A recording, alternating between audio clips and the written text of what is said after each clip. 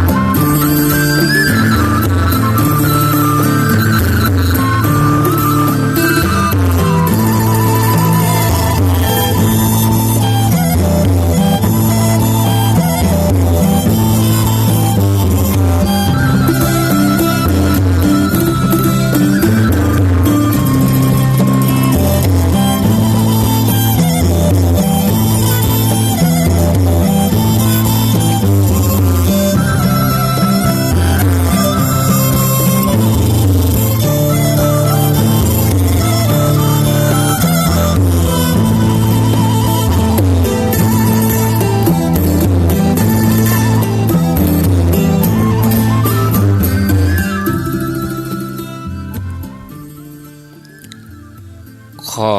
นอบน้อมเอากุณพระแก้วเจ้าดังสามประการ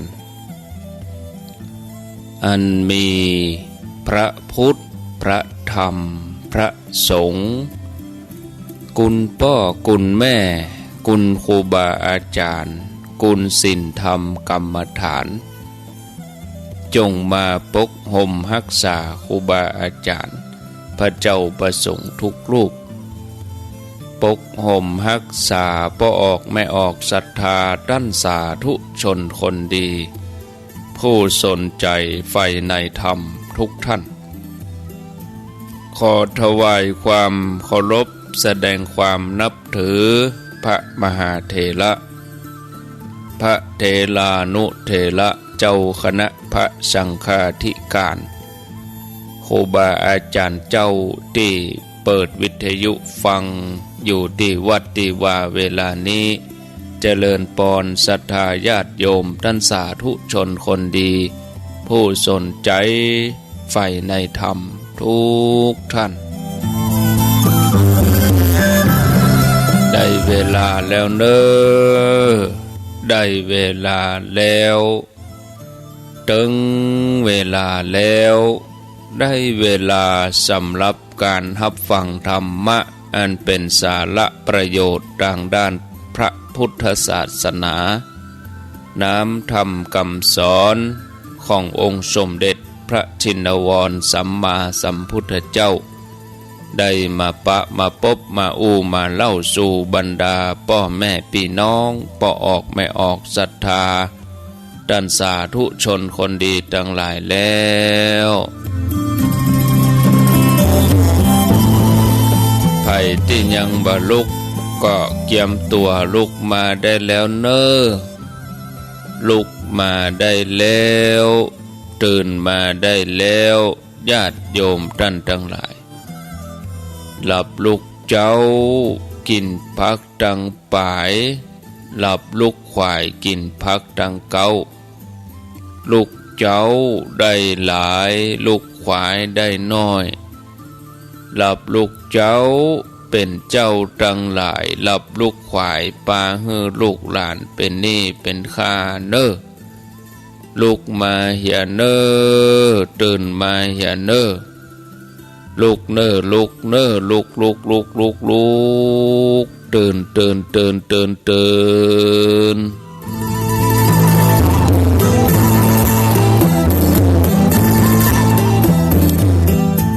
ลูก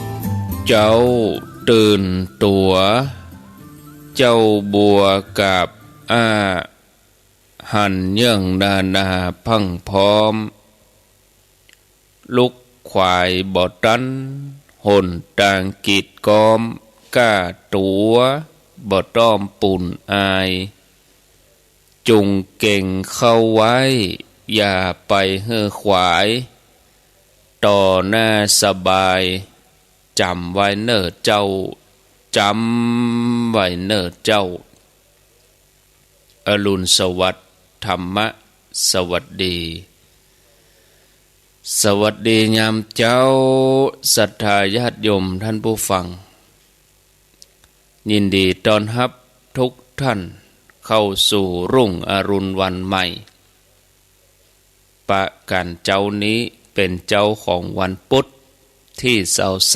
23เดือนกุมภาพันธ์พุทธศักราช2565วันนี้เป็นวันเดือน5เหนือแฮม7ค่ำพร่ำว่าเป็นวันพุธวันพุกนี้เป็นวันพระวันศีลเป็นวันเดือน5แฮม8ค่ำเวลาตอนนี้5โมงกับ12นาทีตี5กับ12นาทีไผที่ยังบ่ลุกก็เตรียมตัวลุกมาได้แล้วเน้อลุกมาได้แล้วตื่นมาได้แล้วหลับลุกเจ้ากินพักดังป่ายหลับลุกขวายกินพักดังเก้าลุกเจ้าได้หลายลุกขวายได้น้อยหลับลุกเจ้าเป็นเจ้าทั้งหลายหลับลุกขวายป่าเฮือลุกหลานเป็นนี่เป็นข้าเน้อลุกมาเหียเน้อตื่นมาเหียเน้อลุกตื่นมาปะกันในรายการเสียงธรรมแสงอรุณดำเนินรายการโดยอัตมภาพพระครูอภิวัฒนวิกรมวัดปากทางเจริญตำบลดอยหล่ออำเภอดอยหล่อจังหวัดเชียงใหม่มาปะญาติโยมท่านสาธุชนทั้งหลายในวันจันทร์วันพุธวันพัดแล้วก็วันศุกร์เวลาตี 5จนถึงเวลา6 โมงวันนี้ก็มาปะมาพบญาติโยมทั้งหลายเหมือนเดิมวันพุธแถมวันฮือแถมวันมาปะญาติโยมท่านทั้งหลายณที่สถานีวิทยุแห่งนี้การให้อภัยบ่ได้หมายถึงการลืมเหตุการณ์ที่เจ็บปวดแต่หมายถึงการที่บ่ยอมให้เหตุการณ์หมู่นั้นมาทำร้ายเฮาคนที่ฮู้จักให้อภัยก็คือผู้ที่ยังจดจำอดีตอันบัดหน้าพิสมัยได้แต่แทนที่จะปล่อยให้อดีตนั้นมาย่ำยีกับเอาชนะด้วยความสละสามารถนำมาใช้ให้เกิดประโยชน์เหมือนกับเอามาเป็นบทเรียนเพื่อจะบ่ทำผิดพลาดแถมและที่สำคัญคือเป็นเครื่องเตือนใจว่าความเกลียดความโกรธนั้นอันตรายต่อตัวเฮาเองอย่างใดเมื่อเฮาโกรธไผอยากทำลายไผคนแรกที่ถูกทำลายนั่นก็คือตัวเฮาเองบ่ใจเพียงแค่จิตใจต่ออันที่ฮ้อนเหมือนโดนไฟสุ่มแม้แต่ร่างกายก็ยังได้รับผลกระทบมีบางคนมีอาการเจ็บท้องปวดหัวเรื้อรังบ่เจ้าแต่นั่นก็ความดันโลหิตสูงหมอพยายามตรวจร่างกายแต่ก็บ่พบความผิดปกติหมอก็เลยขอร้องให้เล่าเรื่องราวในชีวิตให้ฟังบางทีก็เล่าเรื่องราวต่างๆบางทีก็เรื่องที่กับอกกับใจเรื่องที่มันเกลียดมันโกรธขุ่นเคืองหลายสิ่งหลายอย่างได้ปะกับปัญหาทีนี้หมอก็สันนิษฐานว่าความเจ็บป่วยนั้นมีสาเหตุมาจากการได้ มีจิตใจที่ขุ่นมัวความเกลียดความโกรธหมอก็เลยแนะนำให้ยกโทษหลายปีต่อมาหมอก็ได้รับจดหมายว่าบัดเดี๋ยวนี้อาการดีบ่มีเจ็บหัวอาการเหล่านั้นก็บ่มารังควานแถมอันนี้ก็เป็นลายหนึ่งที่เจ็บป่วยโดยที่หมอบ่ปะความผิดปกติของร่างกายมีโยมคนหนึ่งมีอาการคลื่นไส้ไข้หักไข้อาหารระบบย่อยอาหารผิดปกติจนน้ำหนักลดไปถึง15 กิโลวันหนึ่งอาการกำเริบขึ้นมาก็ได้รับจดหมายจากลูกพี่ลูกน้องตัวเธอก็เฉลียวใจตอนแรกว่าความเจ็บป่วยของเธอเนี่ยมีสาเหตุมาจากความเกลียดความโกรธเธอโกรธแล้วก็เกลียดลูกพี่ลูกน้องคนนั้นเพราะว่าคนนั้นไปโกงมรดกศรัทธาญาติโยมคิดจะรวบเอามรดกไว้คนเดียวที่แม่ที่ป่อละไว้ให้ตัวโทก็กึดอยู่เมินเกิดว่าจะด้วยวิธีใดก็ตามจะต้องได้มรดกนั้นมามรดกในที่นี้ก็ทุ่งหมดบอกว่าที่ดินบอกว่าบ้านบอกว่าทรัพย์สินในธนาคารเกียดอยู่หันเป็นกำกึดอยู่หันเป็นความคิดอยู่หันกินบ่ได้นอนบ่หลับตัวเองก็เป็นโรคกระเพาะอาหารความดันโลหิตสูง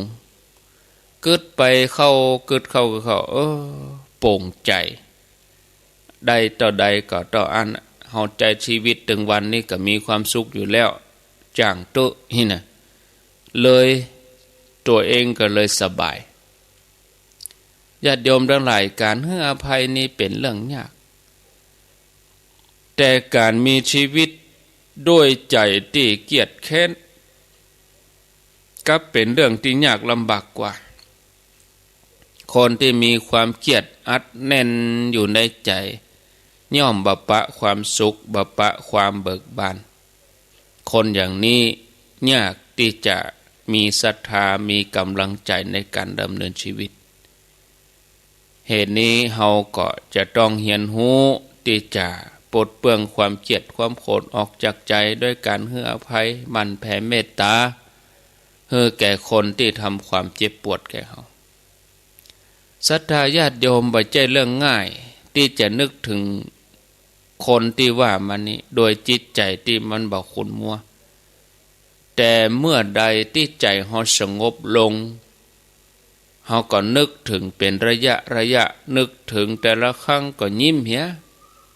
แผ่เมตตาแผ่ความปรารถนาดีให้เขาเฮาจะพบว่าเฮายิ้มให้เขาง่ายขึ้นจิตใจที่มันขุ่นมัวมันกระเพื่อมมันก็ลดลงบ่เมินบ่นานก็ให้อภัยเขาได้แล้วก็มีความปรารถนาดีต่อเขาด้วยความใจจริงใจมาถึงตอนนั้นเราจะพบว่าสิ่งที่ทำให้เราเจ็บปวดทุกข์ทรมานเป็นเวลาเมินนี่บ่ใช่อย่างอื่นได้แก่ความเกลียดความโกรธที่ฝังแน่นอยู่ในใจเราความเจ็บปวดที่เกิดขึ้นเพราะบางคนที่แท้จริงนี่ญาติโยมทั้งหลายได้กลายเป็นอดีตไปแล้วยังคงอยู่ในใจเฮาเพราะว่าเฮาไปรื้อฟื้นแล้วก็ทนุถนอมมันเอาไว้ไปจงเกลียดจงชังหมายจะแก้แค้นตัวเขาก็อยู่ไกลแสนไกลแต่เฮาเองต่างหากที่ไปดึงมาไว้ในใจของเฮาทุกชั่วโมงยามให้ถูกต้องก็คือใจของเฮาเองเนี่ยไปสร้างปีศาจร้ายมาหลอกตัวเองอยู่ทุกเมื่อทุกวันทุกขณะจิตปีศาจร้าย ที่แม้รูปร่างหน้าตาเหมือนคนที่เคยประทุษร้ายเฮาแต่เป็นผลผลิตจากใจของเฮาญาติโยมทั้งหลายการเอื้ออภัยแล้วก็การแผ่เมตตาที่จริงก็คือการได้สยบปีศาจร้ายบ่ให้มาหลอกหลอนเฮาต่อไปจะห้องว่าการเจือเจิญมันออกไปจากจิตของเฮาก็ได้โดยการให้อภัยการแผ่เมตตาจิตใจของเฮาจะได้รับการเยียวยาแล้วก็พลิกมาสู่ความปกติญาติโยมท่านสาธุชนทั้งหลายในโลกที่เฮามาอาจจะปนความพัดภาคสูญเสียความเจ็บปวดบาดแผลในใจการให้อภัยแล้วก็การแผ่เมตตาคืออันยังหาศรัทธาญาติโยมนั่นคือเป็นสิ่งที่เฮาควรมีไว้ในใจเหมือนยาสามัญประจำบ้านแต่อันนี้เป็นยาสามัญประจำใจนะศรัทธาญาติโยมท่านสาธุชนเนาะเวลาตอนนี้5:22 มีเรื่องเล่าขำเรื่องเล่าแบบว่าฮือศรัทธาญาติโยมฟังแล้วก็เบาสมองเรื่องแรกนี่ชื่อเรื่องว่าเตี้ยงยังบ่บายเตื้อหัวข้อเปิ้นน่ะเตี้ยงยังบ่บายเตื้อมีพ่อใจ2 คนเป็นเพื่อนกันไปนั่งรอรถไฟที่สถานีรถไฟพอดีเนี่ยรถจะมาถึงเวลาบ่ายโมงซื้อตั๋วซื้ออย่างเรียบร้อยพอใจคนนั้นก็บอกให้เพื่อนไปพอนาฬิกาติดตั้งอยู่บริเวณสถานีว่าบ่ายโมงละกะนะคนเป็นเพื่อนนั้นก็ล่นไปพอแล้วก็ปิกมาบอกว่าเตี้ยงยังบ่ายเตื้อก็มานั่งรอรถกันต่อไปนั่งรอเป็นชั่วโมงจัดเหมือนปัจจัยคนนั้นก็บอกให้เพื่อนลองไปพอนาฬิกาเหรอสมัยนั้นนาฬิกาถ้าจะเขียมจะมาใส่นาฬิกาข้อมือก็บ่มีมือถือก็บ่มีสมัยนั้นนาฬิกาบ่เคยมีก็บอกให้เพื่อนล่นไปพอนาฬิกาแถมว่าบัดเดี๋ยวนี้บ่ายโมงหรือยังเพื่อนก็ล่นไปพอแถมแล้วก็ปิกมาบอกว่าเตี้ยงยังบ่ายเตื้อก็รอรถไปจนป้อนแรงศรัทธาญาติโยมก็บอกให้เพื่อนไปพอนาฬิกาไปพอเมื่อใดก็ปิกมาบอกว่าเตี้ยงอยู่ยังบ่ายเตื้อเหมือนเดิมศรัทธาญาติโยมทั้งหลายญาติโยมเกิดอย่างใดญาติโยมคงจะเกิดว่านาฬิกาเนี่ยทานมดหรือว่านาฬิกาลานมันเสียก็ไอ้น่ะแต่บัดยังอันหอพอใจคนนั้นก็เกิดความสงสัยอู้กับเปิ้นว่าไหนนาฬิกาที่ไปพอมันน่ะมันมีไหนไปพอมาได้ก็เตี้ยงน่ะปากันไปพอคนที่ไปพอนาฬิกาก็จี้ให้เปื่อนบอกนี่รู้นี่เหรอปล่อยใจคนนั้นก็ไข้หัวบ่ออกศรัทธาญาติโยมก็เลยบอกว่าโอ้ยอันนี้มันบ่ใจนาฬิกาอันนี้มันกาจั่งน้ำหนัก ตัวจั่งน้ำหนักมันมีตัวเลขอย่าเนาะมันมีตัวเลขแล้วมาได้มันก็จี้ที่เตียงนะมันไม่ใช่นาฬิกานั่นศรัทธาญาติโยมแปลว่าไปพอกิโลจั่งน้ำหนักไม่ได้ก็เตียงข้อคิดเรื่องนี้ใจข้อคิดว่าบ่ดีใจคนโง่เขาเบาปัญญาทำสิ่งใดอาจทำให้เกิดความเสียหายขึ้นได้ฉะนั้นพึงระมัดระวังในการใจคน เรื่องต่อมาเล่าสัก4 เรื่องเนาะเรื่องสั้นๆเบาสมองอันนี้คือหัวข้อว่าเรื่องนักเลงพระไปที่ไหนก็จะเอาหัวจนกันส่องพระนะเพิ่นจึงมีเหรอชมรมบ่นะสมาคมพระคนเล่นพระนักเลงพระ2 คนเป็นเพื่อนกันคนหนึ่งชื่อเป่งคนหนึ่งชื่อปังเป่งปังถึง2 คนนี่เป็นเพื่อนกันเมื่อปะกันเมื่อใดก็จะอู้กันแต่เรื่องพระเท่านั้นเพราะว่าเป็นนักเลงพระถึงกู้วันหนึ่งปะกันก็คนเฮาพอใจเนี่ยปะกันก็เข้าหากันก็เอาเหล้ามาตั้งไอ้กันนะโดยส่วนใหญ่นะมียังไปง่อมปะกันกินเหล้านะทีนี้กินแล้วก็เมากะนะกินแล้วก็เมาก็จวนกันเดินทางปิกบ้านในขณะที่เตียวไปถึง2ก็ปบใส่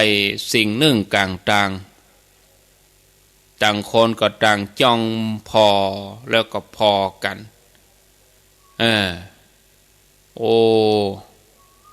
นักเลงพระคนแรกนายเป่งนี่ก็ขึ้นก่อนว่าโอ้ยปังเฮ้ยหันแล้วอันนี้นางพญานี่รุ่นแรกนี่โอ้รุ่นหลังนี่เนื้อมันละเอียดกว่านี้อันนี้นางพญารุ่นแรกนะเนี่ยนายปังได้ยินเนี่ยอันกับขมวดคิ้วแล้วก็ตอบว่าโอ้เป่งเฮ้ยอย่ามาบอกฮู้แตะบอกฮู้ว่าอันนี้บ่ใจพระนางพญาอันนี้มันขุนแผนแหกด้านเนี่ยขุนแผนแหกด้านเนี่ยโอ้เนื้อนี่โอ้เซียนพระยังฆ่านี่จำได้ต้องฆ่านี่กะผ่านมือฆ่าจำได้หมดของตัวฆ่าก็มีเห็นหรอโอ้ปังเนี่ยหรอจะไปอู้ไปเลยข้าบอกว่าพระนางพญาก่อนนางพญากันเนี่ยหันอยู่เนี่ยเจ้าข้าเตอร์น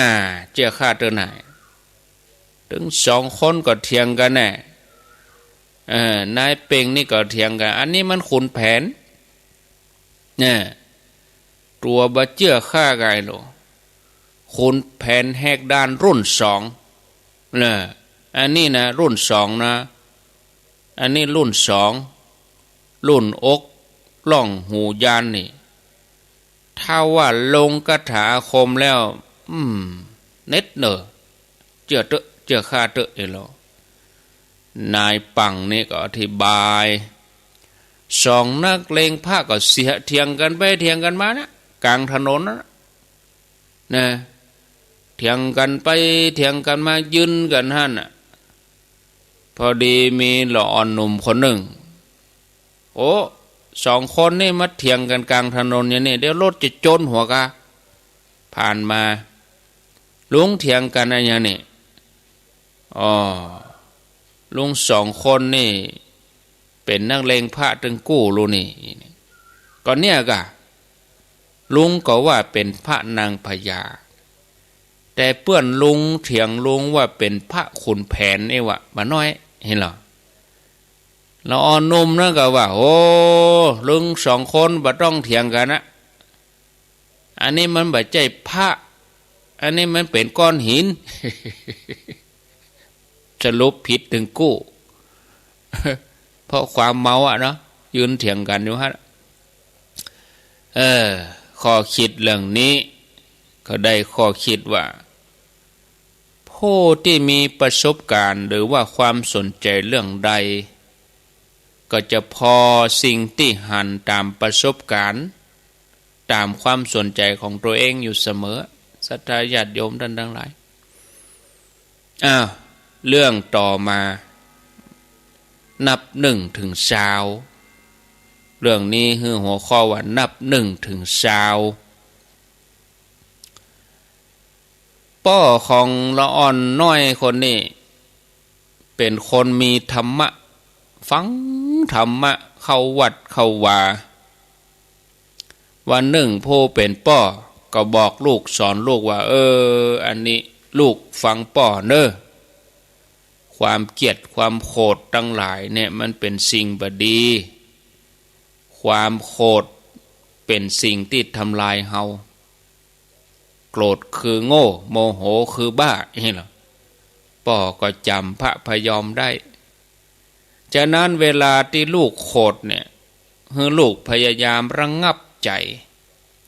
ก่อยนับไปเนอนับ1ถึง10นับ1ถึง20นับจ้า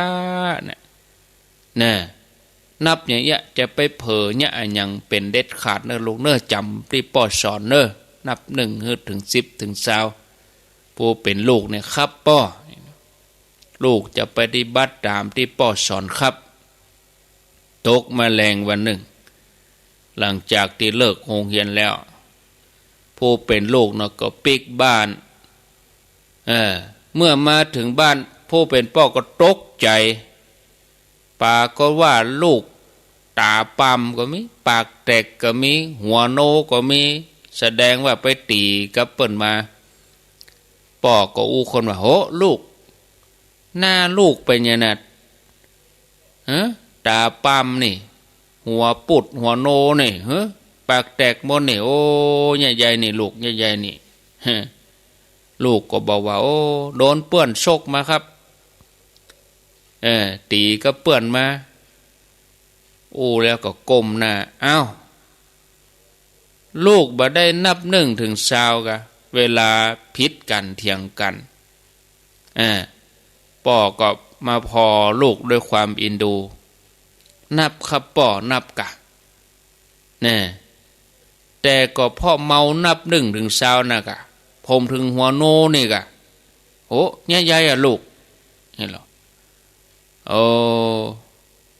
ก็เพราะว่าแม่ของเปื้อนคนที่ตีผมเนี่ยเขาสอนว่าเวลาโขดให้นับ1ถึง10ต่ออันบอกกองเขานับเรียบร้อยเขาก็ตีผมทันทีกลัวผมจำนับถึง20เขาล่นไปไหนแล้วบ่ฮู้คนนั้นผู้เป็นป่อให้นับถึง20แล้วคนที่มาตีเขาเนี่ยนับ1ถึง10น้อยไป เรื่องนี้สอนว่าจะได้ข้อคิดได้ข้อคิดว่าสอนให้เป็นคนมีความอดทนแต่ละอ่อนบางทีเขาก็คิดอันอย่างแปลกๆตามภาษาละอ่อนนะเนาะศรัทธาญาติโยมท่านทั้งหลายจบไปสำหรับเรื่อง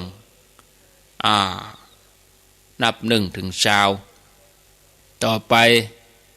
เรื่องนี้เรื่องขมุกับรถทิพย์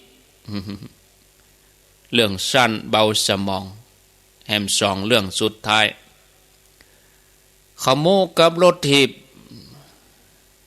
นายอำเภอหนึ่งออกไปเยี่ยมราษฎรเจ้าบ้านค่ำวันหนึ่งก็ไปในหมู่บ้านอยู่ไปจนถึงแมลงก็ไปที่บ้านขมุคนหนึ่งนายอำเภอก็ถามขมุว่าโอ้มีอันยังกินพ่องเราน่ะโอ้ท่านนายอำเภอมาเอียวด่วนอย่างนี้ผมก็บ่ได้เกี่ยมอันยังเนี่ยบ่ได้เกี่ยมอันยังไว้เลยเนี่ยมาฉุกเฉินเนี่ยนี่หรอเป็นยังนายอำเภอก็โจกกระเป๋าเอาสตางค์เอาไปซื้อครัวในกาดไปโอ้แต่ว่ามันก็ไก่นะกว่าจะถึงกาดนี่ไก่เท่าใดขมุก็ว่าประมาณกิโลครับแต่ว่าตางมันก็บ่ค่อยดีนะเท่าใดนะสมัยนั้นคงบ่มีรถเครื่องรถยนต์มีแต่รถทิพย์นายอำเภอก็ว่าอันก็เอารถทิพย์นายอำเภอไปด้วยยังเก่งก็ถ้าว่าชั่วโมงก็คงจะเกินชั่วโมงตอนนั้นขมุก็เอารถถีบไปหมดศรัทธาญาติโยมปะโถปะตะวันตกดินไป7 หมื่นมาถึงบ้านนายอำเภอก็ถามว่าโอ้ยังมาไป10,000 ว่านี่ ฮะขนาดนายอำเภอเอารถถีบไปเนี่ยแทนที่จะย่นระยะเวลากะยังมาไปเมินแตะเหมือนว่าอ๋อท่านนายอำเภอครับอีหลอที่เมินนี่กับมันเมินกับรถถีบเนี่ยกะนี่โหไปเมินได้อย่างใดเนี่ยโอ้มันก็เมินกับรถถีบเนี่ยถ้าผมเตียวนี่ผมถึงเมินแล้วเนี่ยใหญ่ผมถีบรถมันจ้างครับ ผมขี่รถถีบมาจ้างย้อนนายอำเภอสั่งให้ผมเอารถถีบไปตัวผมก็เลยต้องเอาไป มันจ้ากับเอารถถีบไปเนี่ยนี่ ขี่รถถีบมาจ้างศรัทธาญาติโยมเอาแถมเรื่องหนึ่งสุดท้ายป่อเจือลูกป่อเจือลูกสมัยบัดเดี๋ยวนี้มันเป็นสมัยแห่งใบปริญญาเนาะกูคนก็ตั้งหน้าตั้งตาละอ่อนที่เขาเฮียนมาเขาก็ต้องการทั้งนั้นมีครอบครัวหนึ่งส่งลูกไปเรียนหนังสือในเมืองจนจบแล้วปีนี้ผู้เป็นลูกก็จะต้องไปรับปริญญาที่กรุงเทพปุ่นเนี่ยครอบครัวก็อยู่บ้านนอกชนบทก็จะไปแสดงความยินดีตึงมดก็บ่มีการลดการอย่างนะการไปแสดงความยินดีกับลูกนี่ก็ป่อไปแทน ผู้เป็นป่อไปเพื่อความอุ่นใจก่อนจะขึ้นรถแม่ก็สั่งป่อแล้วก็ลูกว่าอันเนี้ยลูกเนี่ยจะไปเดือดไปว่าอย่างฮือป่อเนอะป่อบ่เคยเข้าเมืองกรุงเมืองกอกบางกอกป่อเนี่ยหยังก็จะไปว่าหยังเนอะป่อก็บ่เคยเพราะว่าความบ่เคยเข้าบางกอกกรุงเทพลูกต้องแนะนำอธิบายให้ป่อเป็นอย่างกัวเนี่ยยังบ่ถูกบ่ต้องเนอะจะไปอายให้เปิ้นลูกก็ว่าครับแม่ลูกจะทำตามที่แม่บอกแล้วแม่ก็สั่งกำชับบอกให้ป่อแถมอันนี้ป่อเฮ้ยเนี่ยป่อจะไปเนี่ยอย่างให้ลูกอายขายหน้าเนอะป่อเนอะคนมันนักมันหลายนะถ้าลูกบอกอย่างใดก็ให้ป่อเนี่ยอย่างอันเนอะป่อก็งอกหัวยอมรับเนี่ยแล้วสองป่อลูกก็ขึ้นรถไปกรุงเทพเพื่อจะไปรับปริญญาเมื่อไปถึงกรุงเทพก็พอดีเที่ยงพอดีถึงเวลากินข้าวถึงสองก็เอาครัวเอาของพลุงพลังแล้วก็หิวตัวเนาะเข้าร้านอาหารแห่งหนึ่งป่อก็บ่ฮู้จะสั่งอะไรอย่างนะป่อสั่งอะไรอย่างกินก็สั่งแล้วเอาเมนูมาอะไรอย่างเป็นเมนู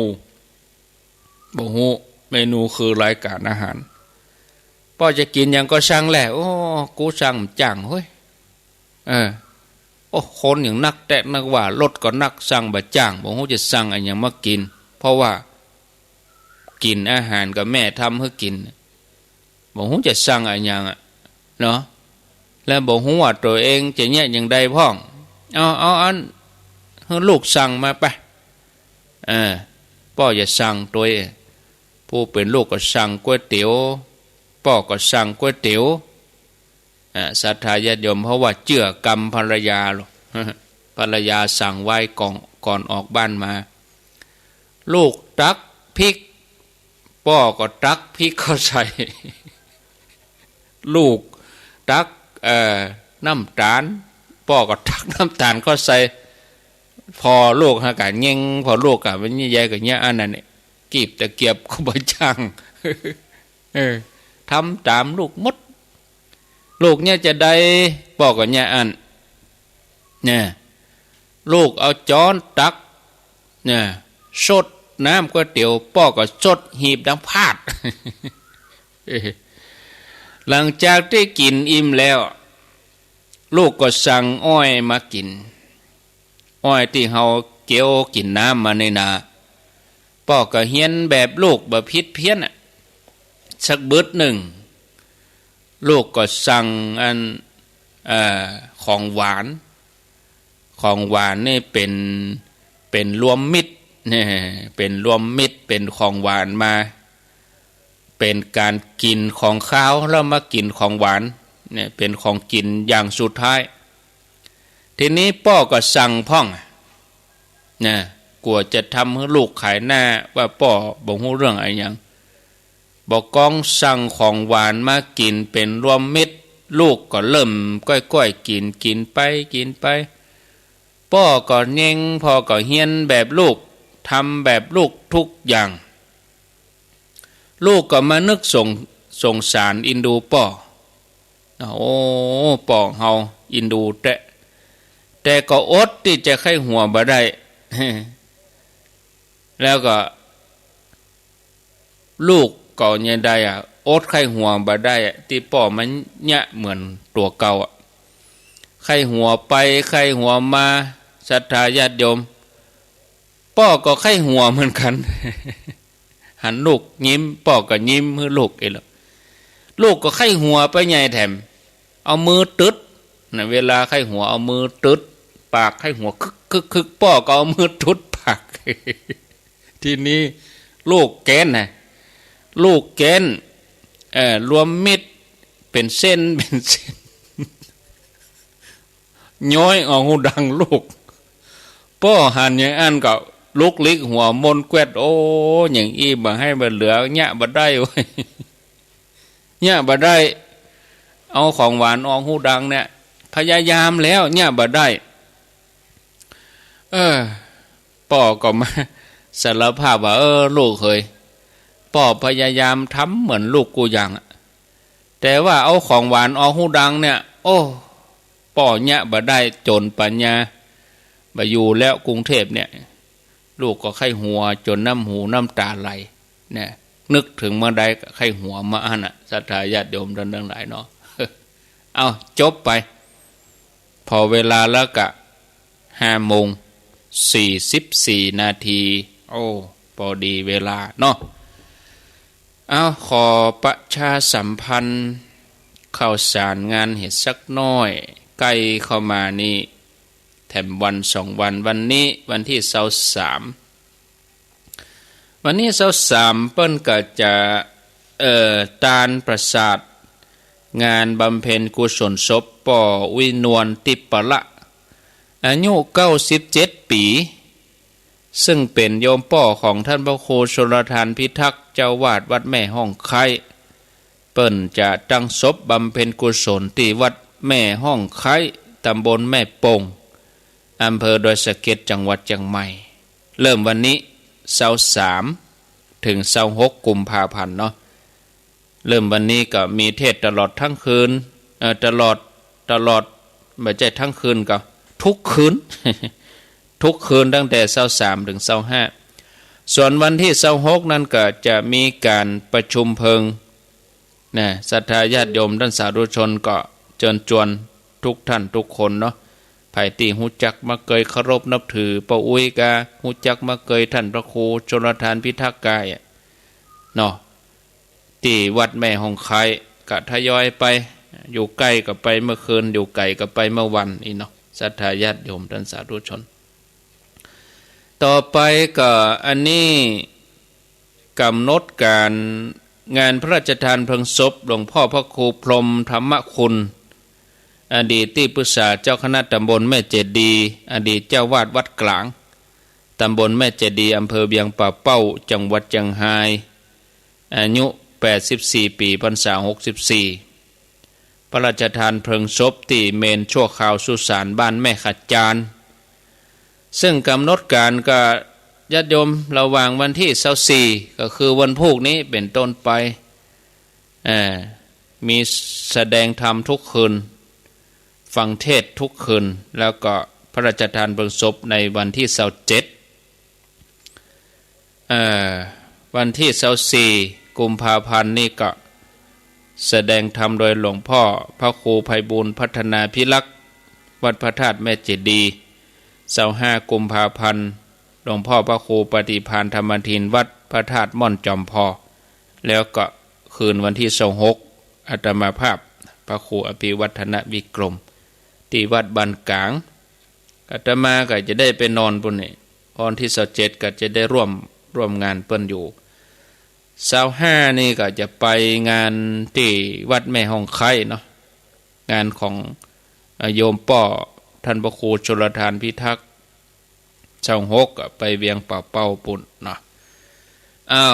อันนี้เป็นข่าวสารงานที่ประชาสัมพันธ์แถมงานหนึ่งเนาะแถมงาน2 ง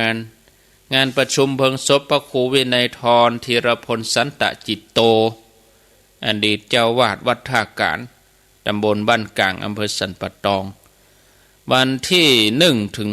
6 มีนาคมวันที่1 ที่ 2นี่เปิ้นก็ตั้งศพบำเพ็ญกุศลไว้ที่วัดท่าการวันที่3 มีนาคมก็อาราธนาสรีระร่างของท่านไปที่สนามโรงเรียนวัดท่าการ3 4 5ก็บำเพ็ญกุศลศพมีการสวดอภิธรรมฟังเทศน์ญาติโยมไปมาวันกะปู่จ้าหลวงปู่จ้าผ้าที่โรงเรียนท่าการปุ่นเปิ้นตั้งปราสาทนกหัสดีลิงแต่ว่าเปิ้นจะลากปราสาทตั้งแต่วัดไปก็บ่ไกลเท่าไรก็มอกม่วนอยู่นะลากปราสาทตั้งแต่วัดไปถึงโรงเรียนแล้วก็วันที่6เปิ้นจะประชุมเพลิงศพเนอะ6 มีนาคมก็เชิญชวนศรัทธาญาติโยมท่านสาธุชนท่านทั้งหลายโดยร่วมบุญร่วมกุศลกันเนาะ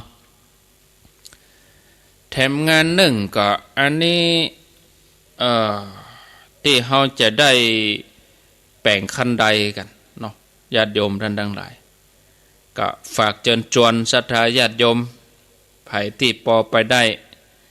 ก็เริ่มต้นวันที่1 มีนาเนาะแต่ศาลาก็เนี่ยไปเรื่อยๆคันใดนี่ก็ประเด็นนี้มาดูแล้วก็มีอยู่49 ซี่คันใด49 ซี่ญาติโยมจะร่วมบุญบริจาคก็ซี่ละ 1,000 บาทถึงศาลาถึงหูปูนหินดินทรายรายละเอียดอย่างใดก็บึดก็เอามาแจ้งให้ฟังนะญาติโยมบ่ได้ร่วมอยู่ไกลจัดแปลงคันใดขึ้นเอาบ่ได้ออกแหงเขาก็ออกเป็นก้าปูนก้าหินก้าทรายก้าศาลาเนาะแต่ตัวเฮาที่เฮาจะไปออกแหงกันเนี่ยวันที่1 มีนาคมเป็นวันการกันนะก็วนไปนะ2 อาทิตย์15 วัน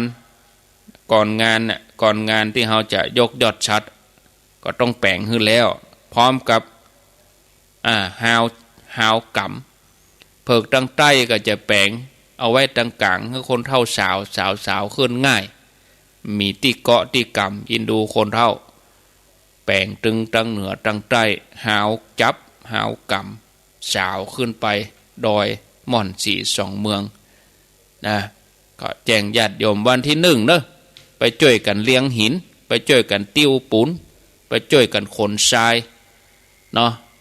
จะได้เทได้อย่างจำเรื่องก็เป็นเรื่องของศาลาประดับตกแต่งก็เชิญชวนเนอะถ้าช่วงนี้ไปบ่ไปวันที่1 ที่ 2เอาคนหลายเขาก็ไปทยอยไปช่วงนี้ก็ได้ไปแหว่หอมไปแหว่แอว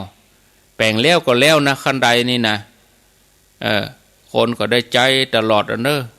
กลุ่มเจนนะญาติโยมทั้งหลายเพราะว่าอันเก่านะมันจริงล้ำไปอินดูคนเท่า9 ขากำตากไง9 ขากำตากไงคนเท่านี่ตกไว้หลายลายนะกับคันใดเผือกเหนือนะอุบัติเหตุ2-3 เตื้อแล้วเอาขัวไปตกพ่องคนเท่าตกกิ้งลงไปหลุมพุ่นน่ะ อินดูเปิ้นเดี๋ยวนี้แปลงใหม่เนอะคันใดมันเกี่ยวมันอ้อมก็เหมาะอยู่มาพอเปิ้นส่งภาพมาดูและส่วนทองพระนี่ก็มีเจ้าภาพแล้วก็ปิดรับบริจาคการปิดทองนี่ปิดรับบริจาคแล้วเนอะปิดทององค์พระศรี2 เมืองก็มีครอบครัวสารพีเปิ้นร่วมมา 10,000 บาทจากนั้นก็แม่จันฟองกิ่วแก้วพร้อมลูกหลานเปิ้นรับเป็นเจ้าภาพทั้งหมดเลยปิดทองเอาก็บ่อิดละที่จะคือญาติโยมรวบรวมเขาก็ไปหอมส่วนอื่นเนาะเอาไปหอม ยอดชัดเหียเอาไปหอมคันใดเหียส่วนตัวยอดชัดนี่ก็หอมกันหมดเนอะคน5 บาท10 บาทเป็นห้องหมู่ทั้งหมดตึงมวลตึงเมืองไผ่หอม5 บาท10 บาทก็เป็นเจ้าภาพร่วมกันยอดชัดยอดชัดนี่ก็จะแปลง3 อันร่วมกันก็จะมีเนาะถ้าญาติโยมตั้งใจดีก็มีคนเป็นสะพานบุญเนี่ยตั้งเมืองฝางก็ไปหอมที่หั่นรวบรวมกันมาตั้งลำปางก็หอมที่หั่นรวบรวมกันมาเขาจะแปลงยอดชัดร่วมกันทั้งหมดเลยทุกคนมีส่วนร่วมหมดถ้าสมมติว่าเขาหอมบัดดันเขาไปปิดคำวันนั้นวันที่เปิ้นเอาชัดมาตั้งไว้ระหว่างที่เปิ้นรอที่เปิ้นจะยกชัดประมาณวันที่15 16 17เนี่ยถ้าเปิ้นเอาชัดมาไว้เขาก็เอาคำไปปิดให้แผ่นเอาผ้าแพรไปมัดก็ได้เนี่ยตอนหอมสร้างหอมแปลงเนี่ยโอ้ศรัทธาญาติโยมเนอะร่วมกันเดี๋ยวนี้ก็จะเหลือก็คันใดกับยอดชัดตั้งลำปางตั้งไผ่กลางไผ่เหนือก็ไปรวมกันที่แม่ล่าปอทันแม่ล่าเสวิกาเนอะบ้านไผ่อันนั้นเปิ้นตั้งใจเป็นต้นบุญตั้งโดยหล่อจอมตองก็มาหอมเตตมาก็ได้หรือว่าครูบาอาจารย์ที่เปิ้นจัดรายการตั้งเวียงเป่าตั้งหลายๆตนหลายๆองค์ไปร่วมกันสร้างยอดชัดเป็น3 อันถ้าจะหอมไปตั้งขั้นใดก็ได้เนาะมี2 อย่างเท่าใดก็ได้ญาติโยมบะหมี่กับโยกมือ10 นิ้วสุดท้ายละปนวันที่20นี่ก็ข่าวเรื่อง42 เมืองนี่ก็มีละเนาะเนี่ยญาติโยมทั้งหลายครั้ง1 ครั้งเดียวต่ออันในชีวิตเฮานี่ที่เขาจะได้ทำร่วมกันอย่างนี้เนาะบัลลัมมีที่ไหนก็ฝากเชิญชวนญาติโยมทั้งหลายเนอะไปออกแห่งไปออกกาปูนกาหินกาทรายนะแปลงขั้นใดขึ้นไปช่วยกันติ้วปูนญาติโยมได้บุญด้วยกันได้สร้างได้แปลงคือมันเกิดในใจเขานี่บุญเนาะญาติโยมท่านทั้งหลายแล้วก็วันที่18 19 20 มีนาก็อย่างที่ได้ยินสปอร์ตประชาสัมพันธ์ได้ยินครูบาอาจารย์อู้กันเนาะ18นี่จะพุทธาภิเษกเหรียญพระศรี2 เมืองเหรียญแม่นางแก้วแล้วญาติโยมก็ทยอยไปฮับหลังวันที่19ไปไม่ใช่ว่าจะต้องฮับ19อย่างเดียวนะคือตั้งแต่19ไปคนเฒ่าบางทีเข้าใจผิดต้องไปฮับวันนั้นวันเดียวละถ้าเลยวันนั้นเปิ้นบ่ฮื้อบ่จ่ายฟังบ่ทีปุ่นฮับไปถึงปีใหม่เมืองก็ได้บ่จำเป็นต้องฮับเฉพาะวันนั้นแต่ถ้าไปวันนั้นก็ได้วันนั้นได้เลยวันที่19 20นะญาติโยมทั้งหลายเนาะส่วนการส่งไปรษณีย์นี่ก็อาจจะจ้าน้อยเพราะว่าต้องเรียบร้อยหมู่ที่เปิ้นรับนางงานให้แล้วหมดนะญาติโยมท่านทั้งหลายอันนี้ก็แจ้งให้ทราบสำหรับหมู่เมืองฝางก็ไปรับวันที่22 23พุธมีนางานยกชัดที่วัดพระบาทอุดมอาตมาก็จะไปวันที่22นอนคืนแล้วก็23ร่วมงานอายุวัฒนมงคลหลวงพ่อพระครูสุจิตานุรักษ์แล้วก็ยกยอดชัดที่วัดพระบาทอุดมเชิญชวนญาติโยมเขาด้วยเนาะวันที่22 มีนาที่นำบ่อสาวาวัดพระบาทอุดมทำบุญทักษิณานุปทานอาตมาก็จะได้เทศน์หนึ่งกันเนาะร่วมกับครูบาอาจารย์ก่อนที่จะทำบุญทักษิณานุปทานที่วัดพระบาทอุดมงานทำบุญอายุวัฒนมงคลหลวงพ่อพระครูสุจิตานุรักษ์เจ้าคณะอำเภอฝางแล้วก็ยกยอดชัดเจดีย์ตัวก็แล้วโดยนางแก้วพอดีโดยนางแก้วเฮาแล้ววันที่21ปิกวัดเกียมตัว22ไปเมืองฝางเนาะเอาละญาติโยมพอนาฬิกาหมดเวลารายการต่อไปก็จะเป็นรายการมรดกธรรมเมืองโดยหลวงพ่อพระครูวิสิตศิลาภรณ์เจ้าวาดวัดบางสิงคำอาตมาก็ขอนำรายการนี้จากลาท่านผู้ฟังไปก่อนปะกันแถมใหม่ ในวันพุกแล้วก็แมลงเบิดก็ตึงจะมะปะกันเนาะศรัทธาญาติโยมเนาะโชคดีมีใจทุกคนทุกท่านอายุวันโนสุขังพลัง